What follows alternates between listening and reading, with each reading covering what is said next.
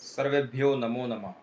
साथियों, जिस प्रकार से हमने पिछली वीडियो में संधि के परिचय के बारे में जाना था, अब हम जानेंगे समास के परिचय के बारे में। समास परिचय। समास का सामान्य अर्थ है संक्षेप। जब दो या दो से अधिक शब्दों को एक साथ मिलाते हैं तो उनमें विभक्ति का लोप आदि हो जाने के कारण ऐसे शब्दों से बना शब्द या पद संक्षिप्त हो जाता है, जैसे नराणाम पतिः नरपतिः या सभायाः पतिः सभापतिः। जब इस प्रकार से बने पदों में निहित शब्दों को विभक्ति अथवा व्याख्या के साथ अलग अलग कर दिया जाता है तो उसे विग्रह कहते हैं। समास के कुल 6 भेद हैं जो इस श्लोक में हैं, जैसे द्वंद्व द्विगुरपि चाहम मत गेहे नित्यम अव्ययीभावः तत्पुरुष कर्मधार्य ये नाहम श्याम बहुव्रीहि। यानी हमें क्या पता पड़ा इसमें कि अव्ययी भाव समास, तत्पुरुष समास, कर्मधारय समास जो तत्पुरुष का भेद है, द्विगु समास यह भी तत्पुरुष का भेद है, बहुव्रीहि समास और द्वंद्व समास, ये 6 प्रकार के समास बताए गए हैं। अव्ययी भाव समास।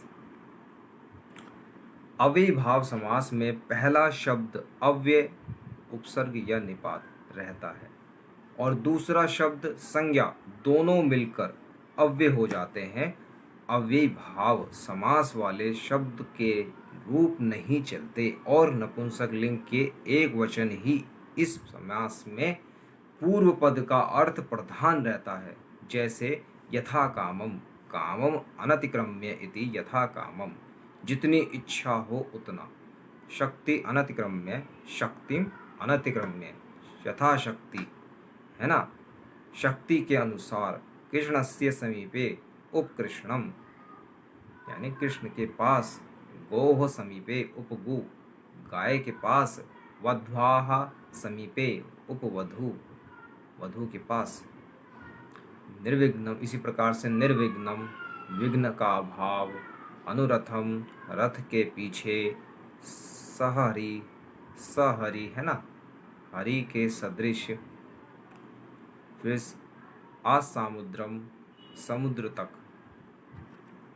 फिर इसी प्रकार से अधिग्रहम, घर में, परोक्षम, आँख से परे, इस अर्थ में, है ना, ग्रामात बहिः, बहिर्ग्रामम, गांव से बाहर, उपशरदम, शरद ऋतु के पास, उपगिरम, वाणी के पास, यथेच्छम,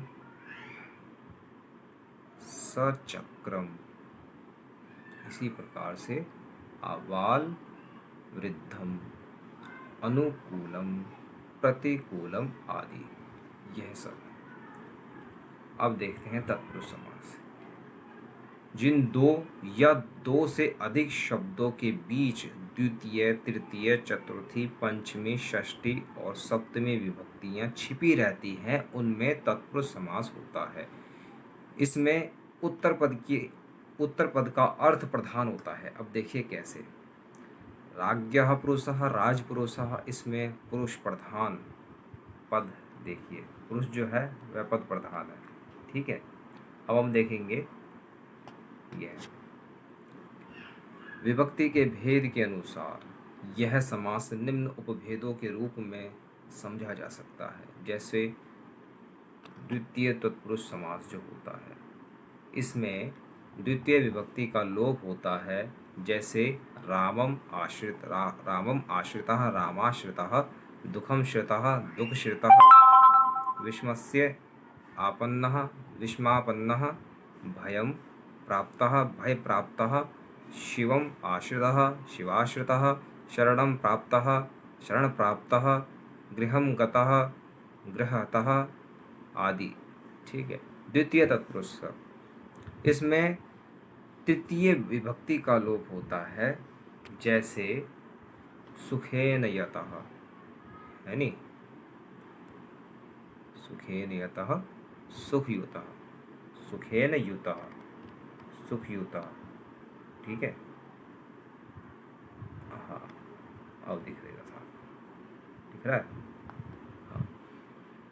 फिर उसके बाद खंगेन हतः खंग हतः, अग्निना दग्धः अग्निदग्धः, हरिणा त्रातः हरित्रातः, मदेन शून्यं मदेन शून्यः मदशून्यः, विद्यया हीनः विद्याहीनः, मात्रा सदृशः मात्रा सदृशः मातृसदृशः, वाचा कलहः वाक्कलकः वाक्कलहः।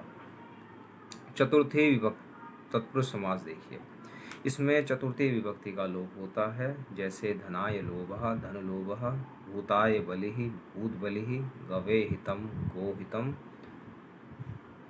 स्नानाय इदं स्नानार्थम, भोजनाय इदं भोजनार्थम आदि।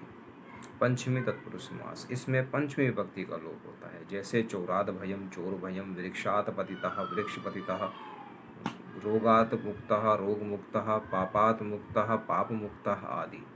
षष्ठी तत्पुरुष समास, इसमें षष्ठी विभक्ति का लोप होता है, जैसे राज्ञः पुरुषः राजपुरुषः, रजतस्य पत्रम रजतपत्रम, देवस्य पूजा देवपूजा, सुखस्य भोगा सुखभोगः, देवस्य मंदिरम देवमंदिरम आदि। सप्तमी तत्पुरुष समास, इसमें सप्तमी विभक्ति का लोप हो जाता है, जैसे युद्धे निपुणः युद्ध निपुणः, जले मग्नः जलमग्नः, आतपे शुष्कः आतप शुष्कः, कार्ये दक्षः कार्यदक्षः आदि। अब देखिए अन्य समास, जैसे कि नई समास है ना। नहीं अर्थ वाले नहीं का जब दूसरे शब्द के साथ समास होता है तब उसे नई समास कहते हैं। नई समास सुबंत पद के साथ होता है, व्यंजन परे रहने पर नए को अ रह जाता है, यानी अ, और स्वर परे होने पर अन हो जाता है। देखिए कैसे, न प्रियः अप्रियः, न सुखम असुखम, न उपकारः अनुपकारः आदि।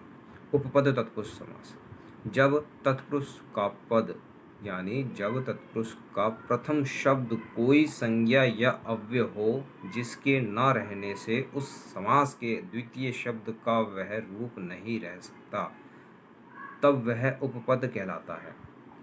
यथा जैसे देखिए, कुंभम करोति इति कुंभकारः, ऐसे ही चर्मकारः स्वर्णकारः समागः सामगः धनदः, उच्चैः कृत्यम, समास न होने पर उच्चैः कृत्वा, ठीक है, एकधा भूया एकधा भूया, इसी प्रकार से। अब देखेंगे अलुक तत्पुरुष, जिस समास में बीच की विभक्ति का लोप ना हो, जैसे मनसा कृतम, आत्मनेपदम, परस्मैपदम, देवानाम प्रिय, मूर्ख व्यक्ति के लिए है, ठीक है। पश्यतो आहारः, सुनार या डाकू, दूरादागतः युधिष्ठिरः, वाचो युक्तिः, अन्ते वासी शिष्य, पंकेरुहम सरसिजम, कमल के लिए है, खेचरः यानी पक्षी या सिद्ध आदि के लिए, ठीक है। अब देखिए समासांत, जब तत्पुरुष समास के अंत में राजन अहन व सखी शब्द आए तब इनमें समासांत टच लगता है और इनका रूप राज अह तथा सख हो जाता है, जैसे महान राजा महाराजः, उत्तमम अह उत्तमाः, कृष्णस्य सखा कृष्ण सखः, अहः सर्व एक देश सूचक शब्द संख्यात एवं पुण्य के साथ रात्रि का समास होने पर समासांत अच प्रत्यय लगता है। संख्या और अव्यय के साथ भी ऐसा ही है, जैसे अहश्च रात्रिश्च, अहोरात्र सर्वरात्रः, संख्यात रात्रः और पुण्य रात्रः, इसी प्रकार से। अब देखेंगे कर्मधारय समास,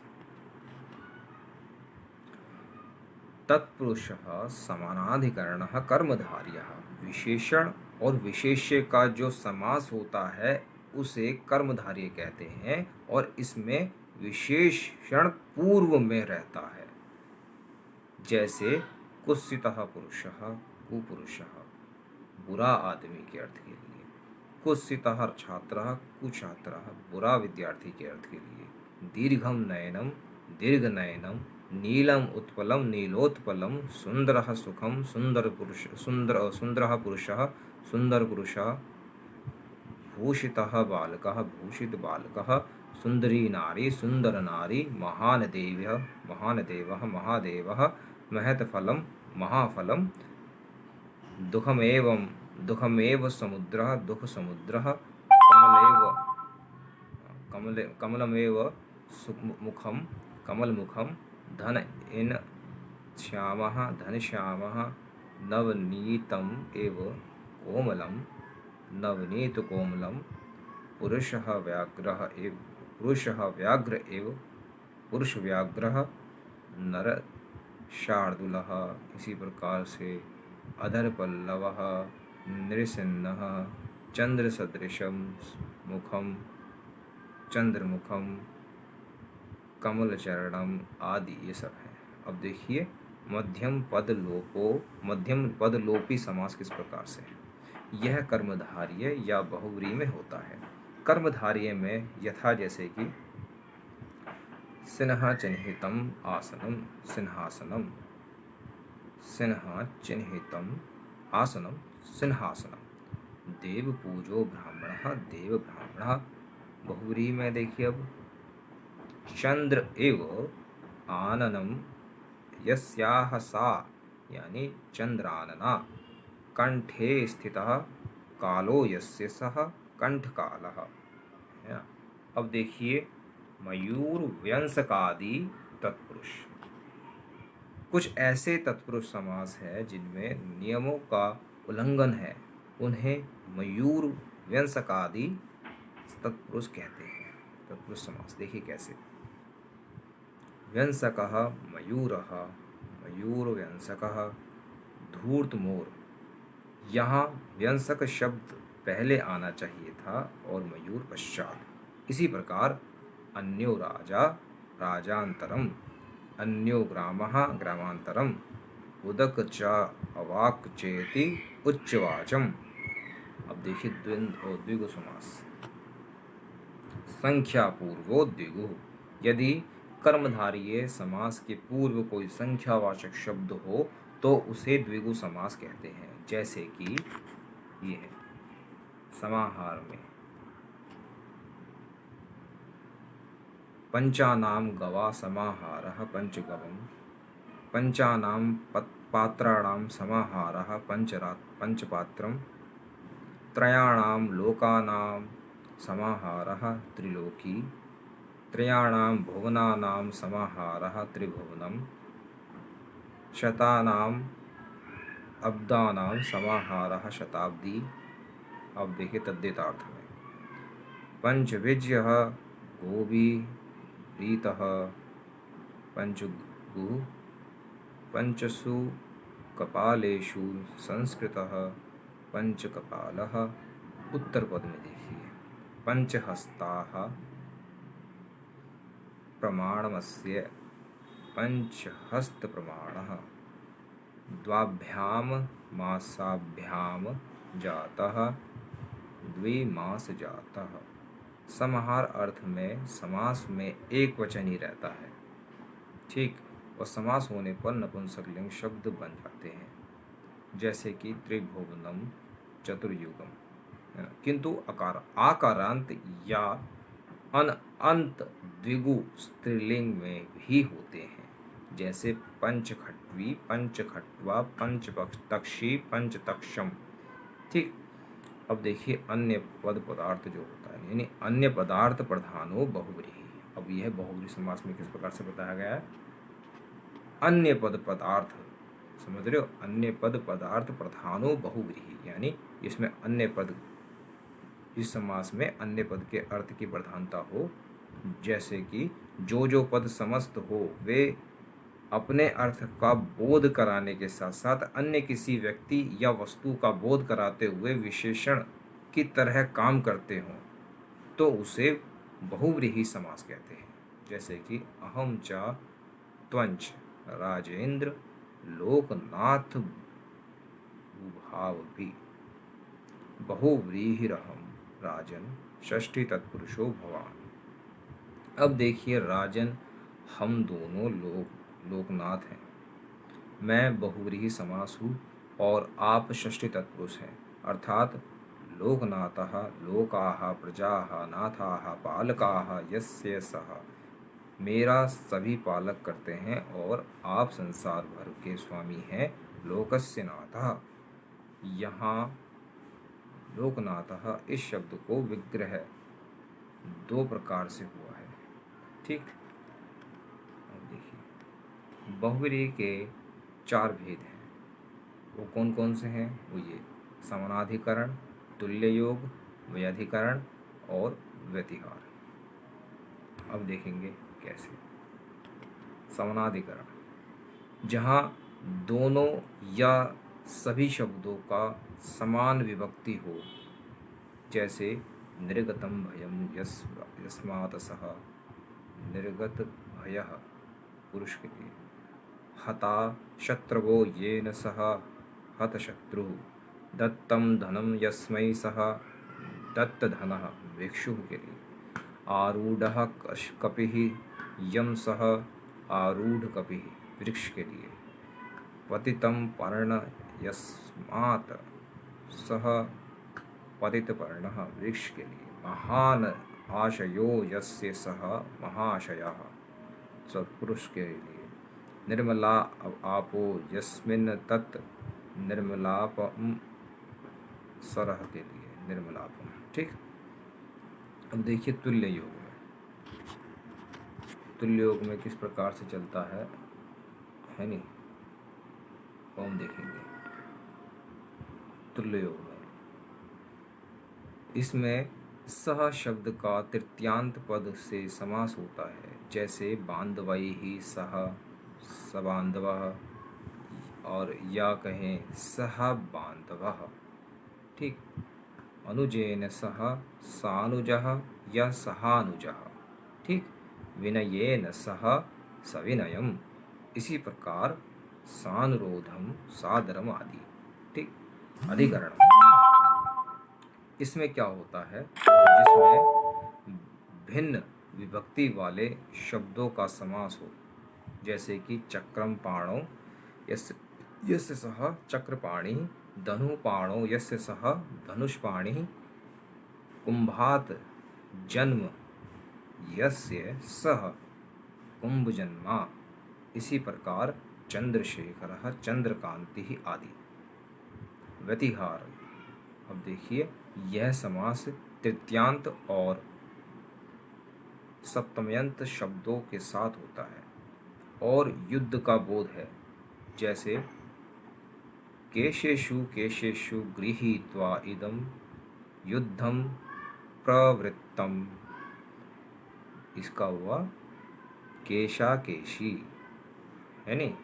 अब षण्डैहि षण्डैहि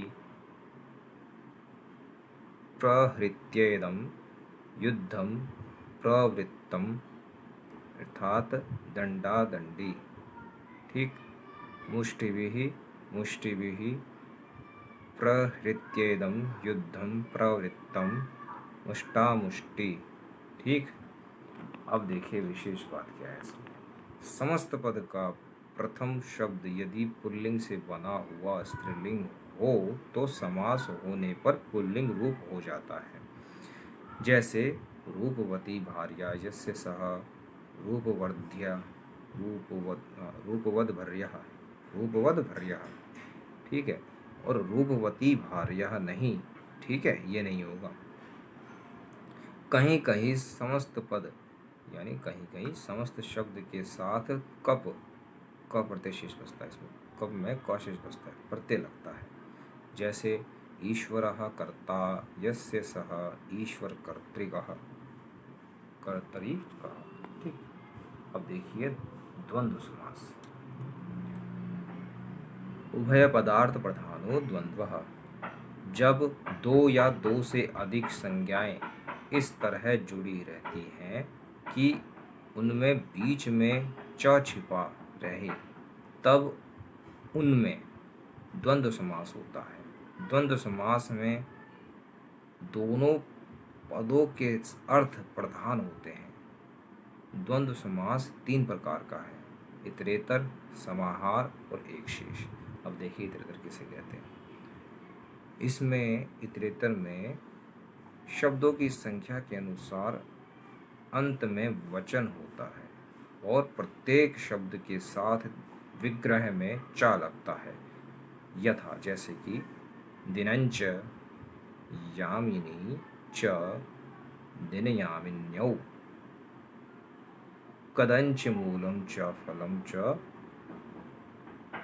कंदमूल फलानि, माता च पिता च, माता पितरौ, सूर्यश्च चंद्रमाश्च, सूर्यश्च चंद्रमाश्च, सूर्या चंद्रमासौ। ठीक इसी प्रकार से अब देखिए समाहार में, इसमें अनेक पदों के समाहार एकत्र उपस्थित, समाहार यानी एकत्र यानी उपस्थित का बोध होता है। समस्त पद में नपुंसकलिंग एक वचन होता है।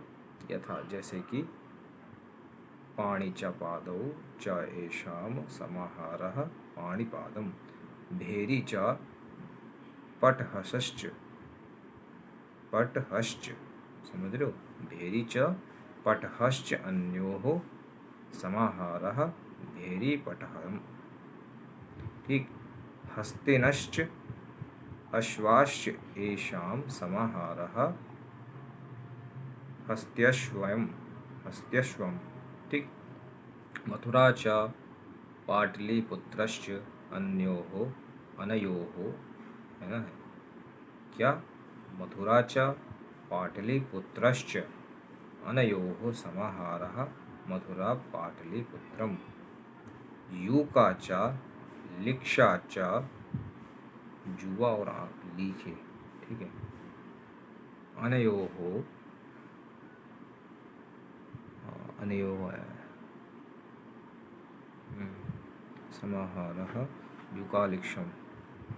दधि च धृतं, दधि च घृतं च अनयोः समाहारः दधिधृतं। गोश्च समी, गोश्च महिषी च गोहिषम, है ना। इसी प्रकार से ये सब बन जाते हैं। अब देखिए एक शेष, एक विभक्ति वाले अनेक समस्त समानाकार, समझ रहे हो, एक विभक्ति वाले अनेक समस्त समान आकार पदों वाली समान आकार पदों में जहाँ एक ही पद शेष रह जाए और अर्थ के अनुसार उसमें द्विवचन बहुवचन हो, वहाँ एक शेष समास होता है। देखिए कैसे, स च तौ हो गया। ठीक, स च तौ। ठीक, और वृक्षश्च वृक्षश्च वृक्षश्च वृक्षाः। ठीक, जैसे ब्राह्मणश्च ब्राह्मणश्च ब्राह्मणौ। ठीक है, अभी हो गया ब्राह्मणश्च ब्राह्मणी च ब्राह्मणौ। इसके बाद हंसी च हंसश्च हंसौ, पुत्रश्च दुहिता च पुत्रौ, माता च पिता च पितरौ। ठीक, श्वशुरश्च श्वशुराश्च श्वशुरौ। ठीक है, आदि ये सब बन जाते हैं।